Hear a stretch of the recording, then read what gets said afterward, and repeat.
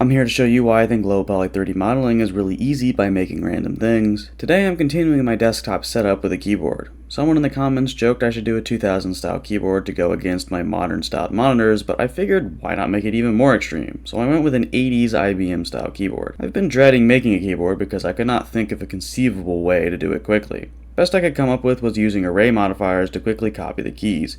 Beyond that, it was pretty much brute force.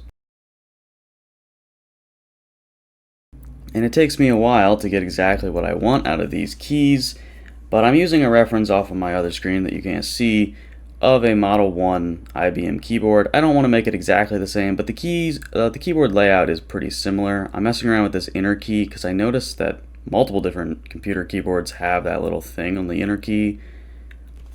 And you can also see me sizing all these different keys and counting them out, making sure I have the right number. I want them to make sense, even though I'm not actually going to put lettering on them.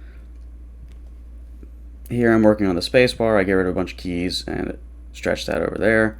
And then I'll start working on a bunch of keys on the side of the keyboard.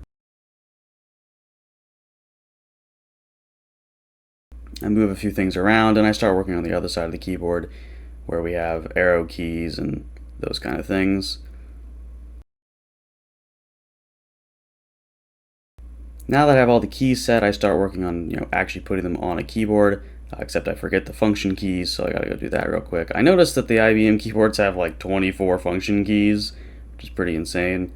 I bevel the side of this to make it look a little bit better, and then I start messing with moving it up. A lot of them are on a slant upwards, so it takes me a second to get exactly what I want, but unfortunately I couldn't think of a better way to fix all the keys, so I just brute force move each row to where it needs to be, which takes me longer than I'd like to admit.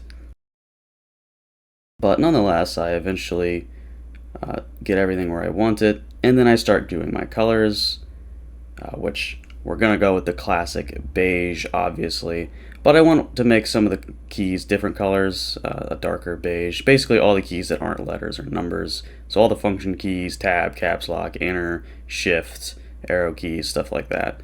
And that's my keyboard. Overall, it took me 22 minutes and 39 seconds, the longest thus far. Comment what I should do next.